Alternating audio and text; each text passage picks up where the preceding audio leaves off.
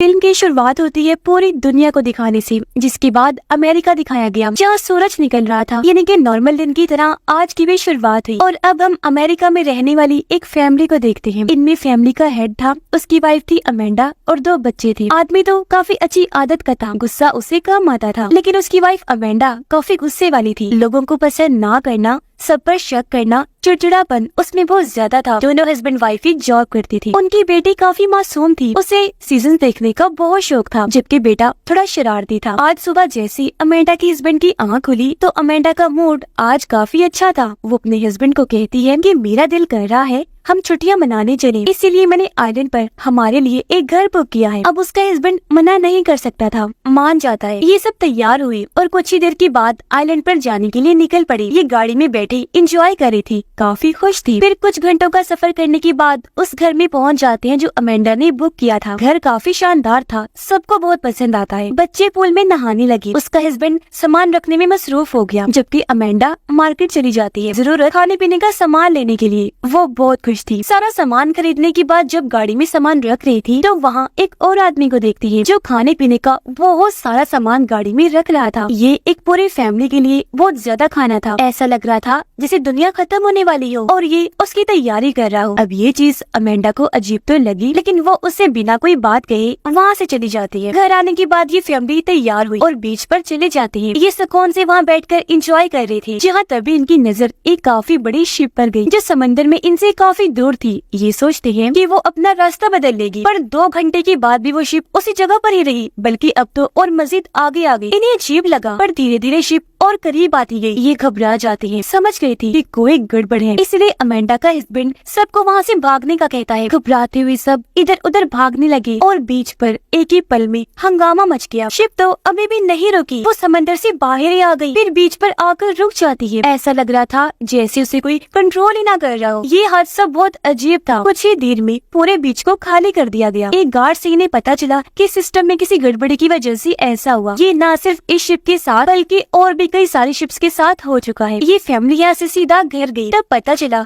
कि इंटरनेट भी नहीं आ रहा और तो टीवी पर भी कोई चैनल नहीं आ रहा था। ये अपने लिए ऑनलाइन खाना नहीं मंगवा सकती थी, इसलिए जो था वो ही खाकर अपना गुजारा करती है। रात को बच्चे सो गए, जबकि अमेंडा और उसका हस्बैंड नीचे शराब पी रहे थे, जहाँ अचानक इनके दरवाजे पर दस्तक हुई। ये चौंक गई कि कौन हो सकता है। इन्होंने जब दरवाजा खोला तो सामने स्कॉट नाम का एक आदमी और उसकी बेटी खड़े थे। दोनों हस्बैंड वाइफ काफी हैरान हुए, क्योंकि इस तरह किसी अजनबी का उनके घर आना काफी अजीब था। स्कॉट अमेंडा को कहता है, मैडम ये घर मेरा है, आपकी मुझसे ही बात हुई थी ऑनलाइन। पर अमेंडा को शक हो रहा था क्योंकि उनकी कॉल पर बात नहीं हुई थी। स्कॉट कहता है, क्या हम अंदर आ सकते हैं? जिस पर अमेंडा का हस्बैंड उन्हें घर के अंदर ले आया। स्कॉट उन्हें बताता है कि हम शहर में रहते हैं, पर वहाँ अचानक पावर चली गई है, हर जगह अंधेरा छा गया है। मैं आप लोगों से ये कहना चाहता हूँ कि मुझे पता है आप यहाँ छुट्टियाँ मनाने आए हैं, आप लोगों ने पैसे दिए हैं, तो हम आपको जाने के लिए नहीं कह रहे, बस हम भी यहाँ रहना चाहते हैं। आपको तंग नहीं करेंगे, बेसमेंट में ही सो जाएंगे, यहाँ तक कि मैं आप लोगों को पैसे भी दे दूंगा। और अब वो उनके $1000 वापस कर देता है। अमेंडा के हस्बैंड को तो उन पर कोई शक नहीं था, वो मान गया कि ये लोग यहाँ रह नहीं। पर अमेंडा इतनी आसानी से मानने वाली नहीं थी। वो उनसे कहती है, ये सोच मैं आपको यहाँ रहने की इजाजत नहीं दे सकती, क्योंकि अजनबियों के साथ रहने में मुझे मसला है। पर जब दोनों हस्बैंड वाइफ अकेले में बात करने गई तो अमेंडा कहती है कि मुझे उन पर शक है, वो यहाँ गलत इरादे से आए हैं। उसका हस्बैंड कहता है कि वो मुसीबत में है,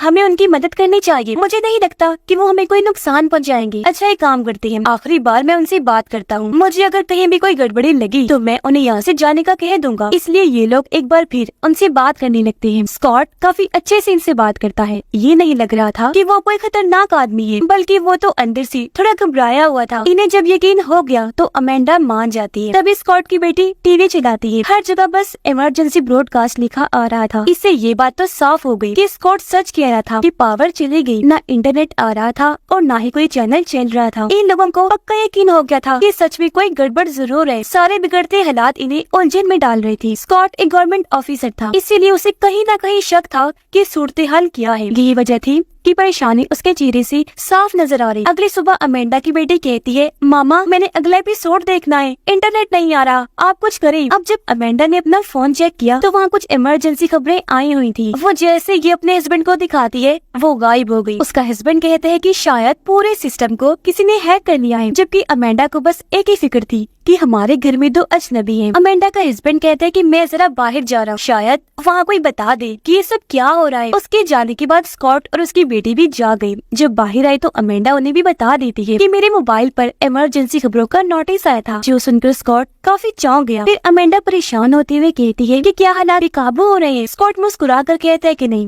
मुझे उम्मीद है जल्द सब कुछ ठीक हो जाएगा। वो फिर उन्हें बताता है कि काफी सालों पहले भी इस तरह के हालात हुए थे, वो एक वायरस की वजह से था जो 2 लड़कों ने फैलाया था, और मेरे ख्याल से ये जो चल रहा है इतना बड़ा मसला नहीं है, इसका भी कोई हल निकल आएगा। अब स्कॉट को देखने से साफ लग रहा था कि वो इन्हें तसल्ली दे रहा है, क्योंकि वो नहीं चाहता था कि ये फैमिली और मेरी बेटी डर जाएं। पर हालात को देखने से अंदाजा हो गया कि कोई बहुत बड़ी गड़बड़ थी। स्कॉट की वाइफ प्लेन से कहीं जाने वाली थी, इसलिए स्कॉट और उसकी बेटी को काफी फिक्र थी, क्योंकि कोई भी सिस्टम नहीं चल रहा था, तो उन्हें घबराहट हो रही थी। अमेंडा की बेटी जब बाहर अकेली थी तो यहाँ पर कुछ हिरन आ जाते हैं, जो एक एक करके सैकड़ों की तादाद में वहाँ आकर खड़े हो जाते हैं। ये बात भी काफी अजीब थी, क्योंकि जानवर कभी भी इस तरह का बर्ताव नहीं करते। मदद के लिए स्कॉट अपने पड़ोसी दोस्त के घर जाता है, पर वहाँ सामान बिखरा पड़ा था, घर में कोई था भी नहीं। अमेंडा का हस्बैंड जब रास्ते में था तो जीपीएस ने काम करना बंद कर दिया था, जिस वजह से वो रास्ता भटक गया। अचानक उसकी गाड़ी के पास एक घबराई हुई औरत आई, जो रोते हुए मदद मांगने लगती है कि मैं 2 दिन से घर का रास्ता भटक चुकी हूँ, मुझे किसी को कॉल करनी है, मेरी मदद कर दो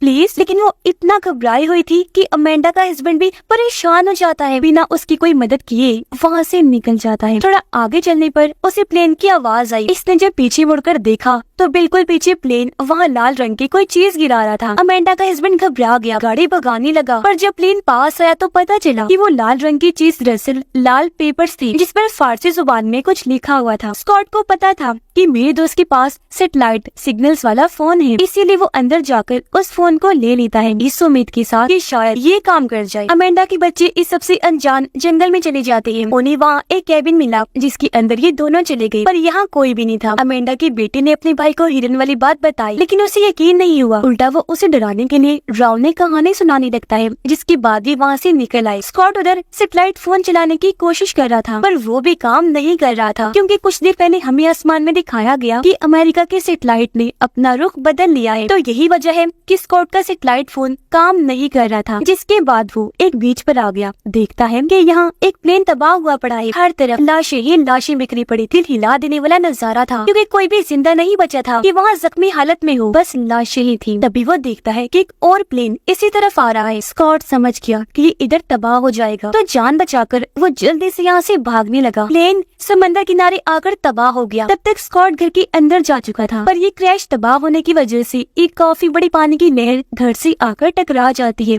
जिससे स्कॉट पूरा गीला हो गया। ये सारी सूरत हाल देखकर वो घबरा गया, क्योंकि उसे अब तक यकीन हो गया था कि हालात सच में काबू से बाहर है। घर आकर वो अपनी बेटी को नहीं बताता कि मैंने प्लेन को क्रैश होते हुए देखा, बल्कि वो ये कह देता है कि मैं पूल में गिर गया था तो कपड़े गीले हो गए। वो फिर अपनी बेटी को दूसरे कपड़े लेने भेज देता है। अमेंडा को सारे हालात बताते हुए कहता है कि सैटेलाइट फोन काम करना बंद कर गए। ये बात काफी हैरान कौन है, क्योंकि सब कुछ बंद हो भी जाए तब भी सैटेलाइट फोन बंद नहीं होते। पर अमेंडा को उसकी बातों पर यकीन नहीं आ रहा था, इसलिए वो आखिर ये बता ही देता है कि मैंने एक प्लेन को तबाह होते हुए देखा है। बच्चे अभी भी घर से बाहर थे। अब अचानक इन्हें जोरों की आवाज सुनाई देने लगी, जो इतनी ऊंची और अजीब थी कि इन्हें कानों पर हाथ रखने पड़ते हैं। अमेंडा को बच्चों की टेंशन हो रही थी, इसलिए वो उन्हें ढूंढते हुए जंगल में चली जाती है। बच्चे मिल गए जिन्हें वो घर ले आई। सब लोग तो ठीक थे, पर अमेंडा का हस्बैंड अभी तक वापस नहीं आया, जिससे इनको फिक्र हो रही थी। अमेंडा का बेटा कहता है, पता नहीं वो आवाज कैसी थी, मैंने ठीक से कान बंद नहीं किए, इसलिए अब मुझे अजीब सा महसूस हो रहा है। बच्चों को कमरे में भेजने के बाद अमेंडा स्कॉट से पूछती है कि बताओ वो चीज क्या थी जिसकी आवाज आई थी। मुझे पता है कि तुम इस बारे में जानते हो। स्कॉट कहते हैं कि ये ना कोई प्लेन की आवाज थी और ना ही बॉम्ब की। मेरे हिसाब से ये कोई आवाज की लहर वाला हथियार था। ये लोग काफी परेशान हो जाते हैं। अमेंडा कहती है, मुझे अपने हस्बैंड की फिक्र हो रही है, न जाने वो कहाँ रह गई। जिसके बाद वो इन्हें बताती है कि मैंने 2 दिन पहले मार्केट में एक आदमी को देखा था। वो ढेर सारा खाना और पीने का पानी अपनी गाड़ी में रख रहा था। मेरे हिसाब से उसे पता था कि ये सब होने वाला है, इसीलिए वो पहले ही सबकी तैयारी कर रहा था। ये सुन स्कॉट बताता है कि वो मेरा दोस्त है, उसे पहले ही इन हालात का अंदाजा हो जाता है, तो इन सब से निपटने के लिए वो पहले ही तैयारी कर लेता है। तभी यहाँ अमेंडा का हस्बैंड भी आ गया, जो बहुत ज्यादा डरा हुआ था। वो इन्हें लाल कागज देते हुए बताता है कि ये एक प्लेन नीचे फेंक रहा था। अब अमेंडा के बेटे ने यहाँ लिखे गए एक लफ्ज को पहचान लिया था, क्योंकि ये लफ्ज उसने एक गेम में देखा था। उसका मतलब था अमेरिका की मौत। बाकी क्या लिखा था ये बात वो समझ नहीं पाता। अब इस बात में कोई शक भी नहीं था कि अमेरिका को खत्म करने के लिए यहाँ पर किसी ने हमला कर दिया था। किसने किया